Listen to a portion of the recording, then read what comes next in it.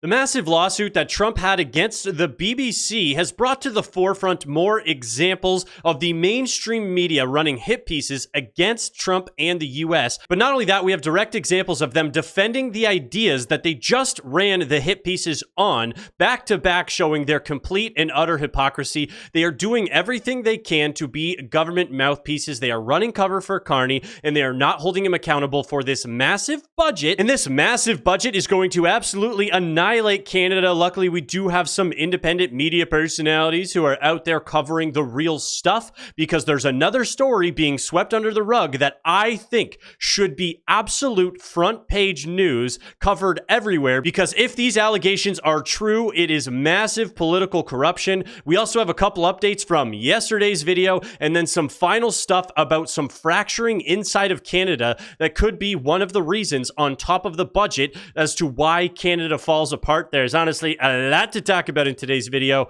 so let's get into it. I think that the president was deeply concerned by the editing, the purposeful and dishonest editing of his speech that was so clearly fake news. We see it in the United States all the time. We see it now in the United Kingdom. Not to throw around that term too lightly of fake news, but in this specific case, we're going to get into the side-by-side clip. They ran it specifically to change the message, change the entire optics of what actually happened. This was the definition of that. The White House is lacing into the BBC over its airing of a misleadingly edited clip of the president's speech on January 6, 2021. We're going to show you side by side. Oh, it wasn't a mild edit. It was a complete regeneration of the truth. And Trump's unedited remarks from that day. Watch. We're going to walk down to the Capitol, and I'll be there with you, and we fight. We fight like hell, and if you don't fight like hell, you're not going to have a country anymore. And after this, we're going to walk down, and I'll be there with you. We're going to walk down. We're going to walk down anyone you want, but I think right here, we're going to walk down to the Capitol. Already changed a bunch.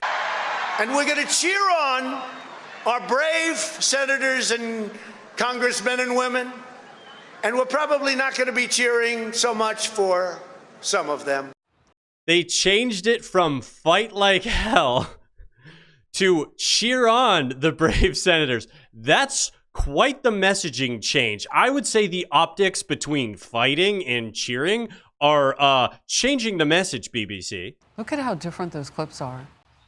And what the president said there on the original tape was reportedly some 54 minutes away from what they chose to edit on to the tape and then over his words and put in a new section. 54 changing minutes. The meaning, changing what would look like more their purpose than his. Podcaster Joe Rogan with a blistering takedown of BBC. We'll get into his comments, and then they say something specifically about the UK coverage, and then we're going to get into the Canada coverage, because the side-by-side stories are hilarious. It seems like these people felt justified for completely lying because it would lead to an ultimate good. So they lost all journalistic integrity. And it is the BBC, which is like the height of journalistic integrity. If that doesn't show the rot of mainstream corporate-controlled media, then nothing does. Right. Because that's pure rot. Fox News political analyst now, Lisa Booth. Lisa, when you look at that tape, I mean, it's you can't even say that it's a mistake. It looks purposeful, or maybe it was. Joe called it out perfectly for our example. They changed the message because they think it's a net good in the future. Well, it looks like election interference, right? So they rip out what he said in the interim there, which is he said peacefully and patriotically. And then you jump right to fight like hell 54 minutes later. What do you think the objective was here? And they dropped this right before the 2024 presidential election. They were trying to paint the picture that President Trump intentionally incited January 6th by lying to their viewers. And you can look at the 2024 presidential election, Harris. It was really the tale of two edits.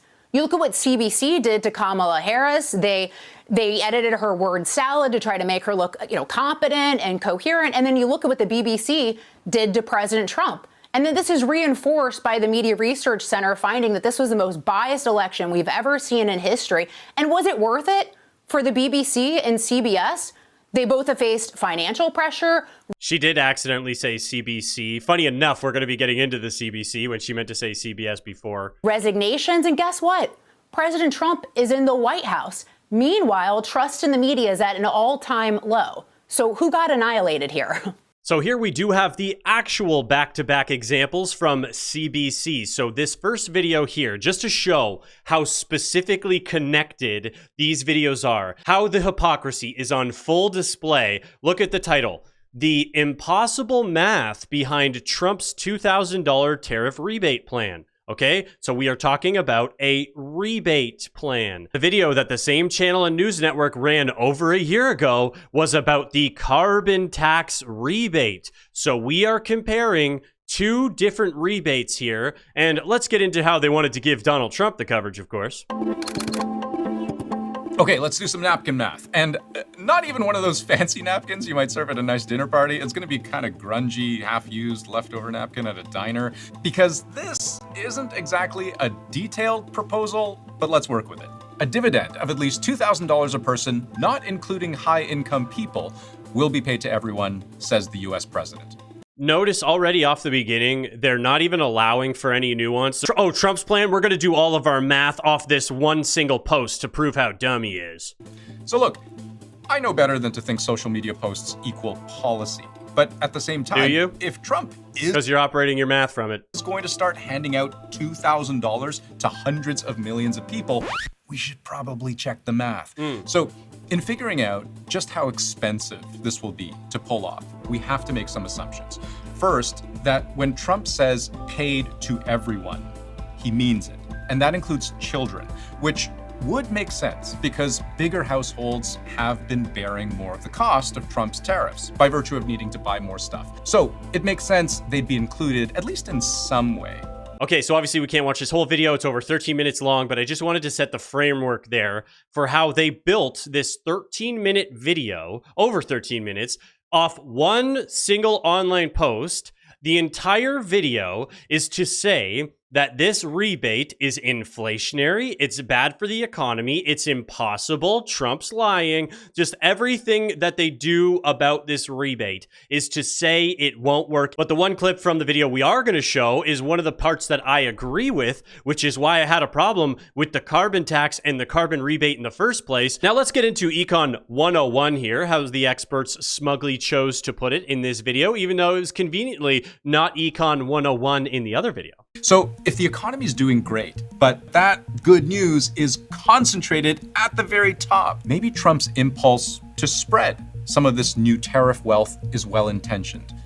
Except, beyond the problems we've already mentioned, maybe there are two more. Inflation is still above the Fed's 2% target, and in recent months, it's even been trending upward instead of continuing to go down. In part, that is because of the impact tariffs are having on certain consumer goods. And then if we layer a $2,000 per person check on top of this, that pushes in the wrong direction for the inflation question. That loosens fiscal policy, which will boost demand, which will boost prices. Yes, Econ 101. More money in the economy chasing the same goods equals higher prices, which... Did you just hear that? The CBC just said that Econ 101 means more money chasing less goods equals higher prices. Where was that pushback during Carney's budget? Where was that pushback when we were told that they were going to increase spending? Where was that pushback when they were talking about the carbon tax incentives and the rebates there that people were going to be getting?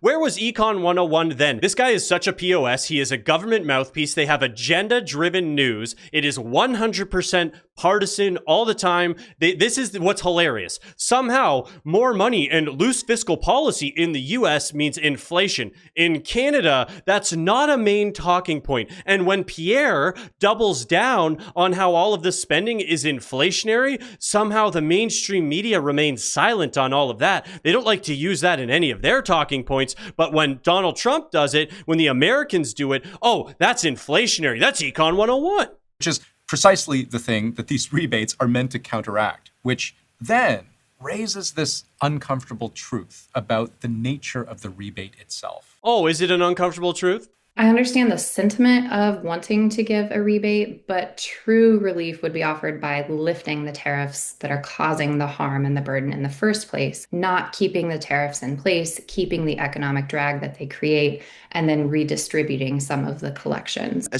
So, that is the exact argument I made to remove the carbon tax and how the rebate was nonsense. They basically disproved the carbon tax rebate for this entire video. Simpler thing to do is not take the money and just leave it there. When we take it with one hand, transfer it and give it back to you, we create lots of inefficiencies and costs. We distort things. You kind of wonder why you bothered in the first place. You could have just not done the tariffs. Hey, it's Editing Spencer here. Somehow I lost the transition clip, but the next clip you're going to see this is from the other video about the carbon tax rebate and the inflation. Lost the first two talking points, only caught the end of it. I do a wrap up of all of the points of all the differences anyways, so it still makes sense, but I'm linking both down below regardless. Farmers, fishermen, truckers, who all bring us food, will be paying more and passing on those prices at the grocery store to Canadians who are already starving. Between 2021 and 2023, that bump up in inflation had almost nothing to do with the carbon price. That bump up in inflation happened in countries that don't have carbon pricing. It happened in all kinds of countries, and it happened for reasons completely unrelated to the carbon price. Very intellectually dishonest argument there. Other countries had inflation, which means our inflation had nothing to do with the carbon price. This full video, the way it starts off, where they repeated the lie that 8 out of 10 households actually get back more money than they paid, and then they tried to make Pierre look bad multiple times in the video by saying, well, it's not actually inflationary. Oh, okay, it actually is inflationary, but it's actually only 0.015%. Okay, even if it is over 0.015%, do you really not want there to be a carbon tax? Don't you understand we have to have carbon pricing? If we don't have carbon pricing, everybody's going to die. And I'm being slightly hyperbolic with the wrap up there, but I'll link both of these down below so you can watch them after my video, of course, because we have a lot more mainstream media coverage and nonsense to get into before you're going to watch those. Because just getting into their selective coverage and how they clearly are always running cover for the liberals, and this is what people don't understand. This is why when you talk to liberal boomers and you're like, no, it's propaganda, you have to be able to show them things like this. The budget is the largest deficit we have in Canadian history. It is based off bad math, horrible projections. It's going to be way worse. And I'm not including the COVID deficit. So anybody who comments that, we're not including that. You would think that a lot of this coverage would have to do with the budget. It doesn't. We're talking about random stuff, including Indigenous protesters are blocking the climate change meetup and how the Running Man was released. And oh, look, they even found more time to run more Trump hit pieces, even though, keep in mind, these guys specifically run all of their pieces that Canada is not the 51st state. Anyways, we're not going to cover real Canadian news, but here is Donald Trump on the front page of our national news network because that's way more important than the real stories going on. Well, the budget's been out for a while now, so surely that should be all over, right? Because the media is not the mouthpiece of the government. But luckily, we did have the international news network of Bloomberg, who did put out an article saying Carney budget watchdog doubts that Carney can fulfill the deficit promise. That's even soft language from what it actually is. And luckily, we have this gentleman here. His name is the Millennial Moron, and he put out this video on the budget that says, was spend less, invest more real? And this video is 16 minutes long, just showing how the liberals cooked the books, they lied, and they literally did the opposite of what they said. His video is very good. I will also link this one down below. Watch it after my video. It'll be in the description, guys. We have this update here on the H-1B stuff that we covered yesterday. So John Robb put out this tweet and he said, percentage of visa or offshore workers employed by major companies in entry-level and junior positions. Amazon has 86, Microsoft 77, Google 55. So they can show clearly that this was not highly skilled workers. These were considered junior and entry-level positions. We know that this is happening. Ron DeSantis, of course, one of the loudest voices on that. But this story right here, this is obviously a major problem that needs to be shut shut down right away. So this says an Indian couple immigrates to Canada, gets Canadian citizenship. Now they want to use the TN visa, only available to Canadians, to move to the US so they can drop an anchor baby and get a green card to have multiple income streams. Here's the post from Reddit. It says, this is an Indian-born Canadian citizen, RN, trying to get, I'm assuming, the TN visa. And then this person says, have a baby in the US while on TN. This person responds with, LOL, yes, that's the plan. But even that is at least a 20-year plan. I don't mind staying on TN indefinitely, but we are pursuing GC because I want to have multiple income streams, and that's not allowed if we are on TN. I am already offered a job on TN. By the way, TN is a visa, I believe, that's covered under USMCA, CUSMA, and it means if you already have a job offer, you can go down and temporarily work in the United States and don't see a path forward to turn to a GC. That's why I am wondering if a nurse has a higher chance of that. From their alleged own admission, an Indian-born Canadian citizen who's trying to scam the system, get down to the US, possibly have an anchor baby, even though the rules might be changing around the anchor babies in the United States. So we can see that immigration fraud, especially around jobs, H-1B, all of that stuff, it is rampant in the United States. It is rampant in Canada. This is the same person who we as Canadians are supposed to say is just as Canadian as us, when they know that they're not even Canadian. They're just trying to get income. It is always about economics. They never actually cared about belonging to either of these nations. They want as much money as possible for themselves at the expense of the local communities. Now, speaking of opportunistic foreign entrepreneurs who are super economically productive that we would never survive without, let's get into this major political corruption, alleged major political corruption scandal here.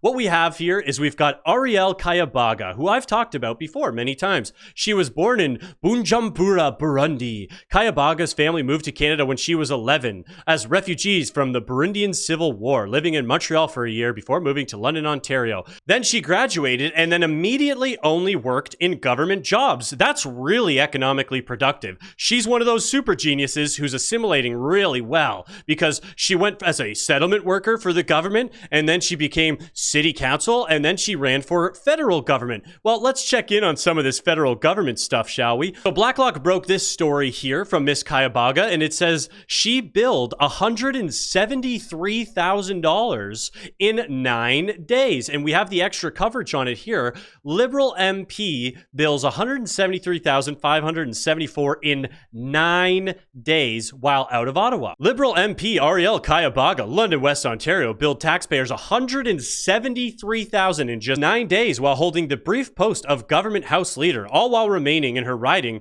with Parliament out of session.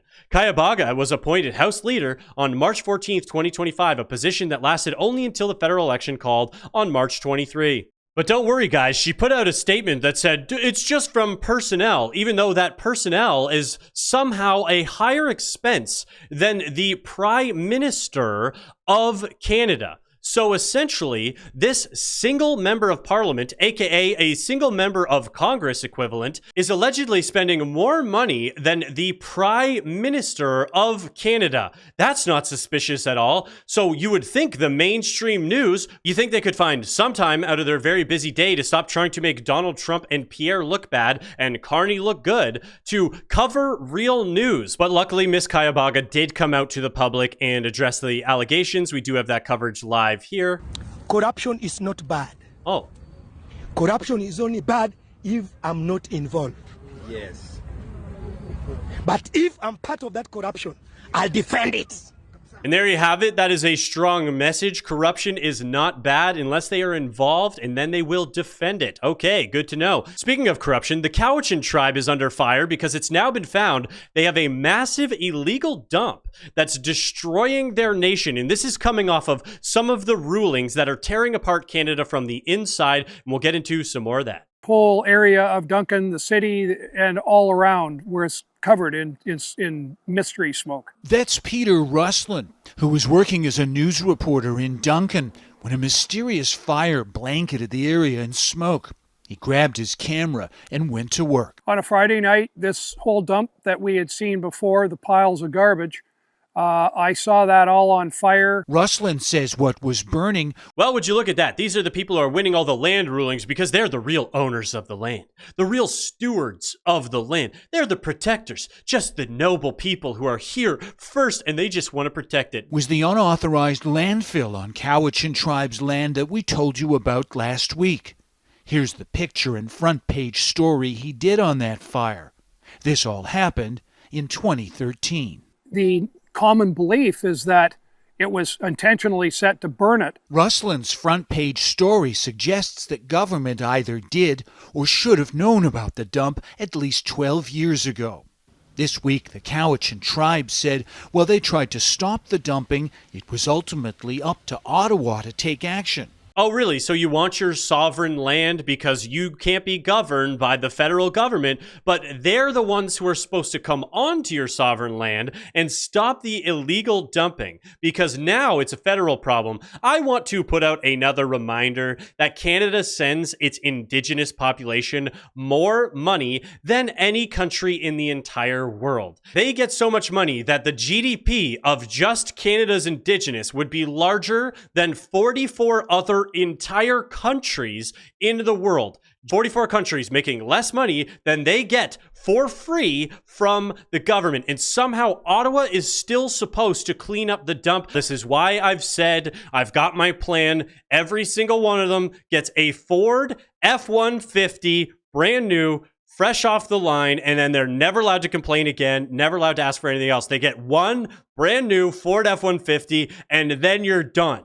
That is reparations. Anyways, Table Salt put this out. He said, if the Supreme Court of Canada upholds the Cowichan ruling, this country will fracture into violencia and open rebellion as the land claims expand across BC, Newfoundland, Quebec, and some places in Ontario that we're now seeing. And Ben Rabideau, who is an analyst, says, this sounds crazy, but I've been worried about exactly this. The Cowichan decision could end up being a watershed moment in Canadian Indigenous relations. I worry tempers will flare, tensions will rise. I don't think it ends well. He hopes he's wrong. Guys, we can stop all of this nonsense, put it all to bed with just 1.8 million Ford F-150s. Maybe we can give them lariats. Like I've said before, you don't get king ranches. That's too much, and we can see the land claims are heating up. This is going to domestically tear Canada apart piece by piece from inside. It's going to turn into chaos unless we can get these guys some Ford F-150s. This is Indigenous Peoples Land signs are now appearing in Brampton. Is Brampton about to face the same fate as Richmond, BC? The city even quietly updated its land acknowledgement page on its website, but the real question is, why now? And we have the land acknowledgement sticker post there. And this account here, Canwar Sierra, he does put out a lot of breaking information on all the foreign entrepreneur fraud, the temporary foreign workers. But he also believes anybody with a piece of paper is Canadian. So let's just say I disagree with him on a lot of things. What we do want to cover is the stuff that we covered today, which is how the mainstream media continues to try and drive a wedge between us and the United States. They continue to write partisan stories. They are the mouthpiece of the government. They cannot be trusted. We saw it from the BBC and from the CBC. And they're even going against their own principles just based around ideology entirely, and of course ignoring potential for massive political corruption scandals. However, I really do think we need to pay more attention to these Indigenous land claims because it could be actually destructive as everything else continues to build up in Canada. But if you made it this far in the video, you absolutely rock. Don't forget to like and subscribe. We're trying to get these videos out in front of more people. We are trying to grow the channel. If you like what we talk about here, you can support the channel through the link down below. You can also do it directly through YouTube. Thank you, and have a great rest of your day.